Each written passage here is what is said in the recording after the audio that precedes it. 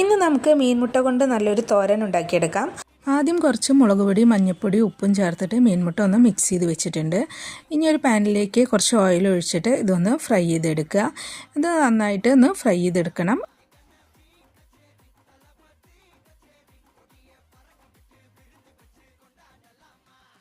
എന്നിട്ട് അതേ പാനിലേക്ക് തന്നെ കുറച്ച് സവോള, പച്ചമുളക്, കറിവേപ്പില, ഇഞ്ചി, വെളുത്തുള്ളി, തക്കാളി ഇതെല്ലാം കൂടിയിട്ട് നന്നായി ഇട്ടിട്ടൊന്ന് വഴറ്റിയെടുക്കണം.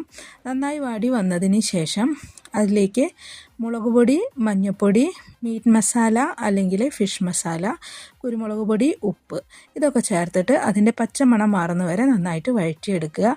വഴറ്റി വന്നതിന് ശേഷം കുറച്ച് നാളികേരം കൂടിയും ചേർത്തിട്ട് ഒന്നും കൂടിയും വഴറ്റിയെടുത്ത് അതിലേക്ക് നേരത്തെ നമ്മൾ വറുത്ത് വെച്ചിട്ടുള്ള മീൻമുട്ടയും കൂടിയും ചേർത്തിട്ട് നന്നായി മിക്സ് ചെയ്തിട്ട് നമുക്ക് ഉപയോഗിക്കാം.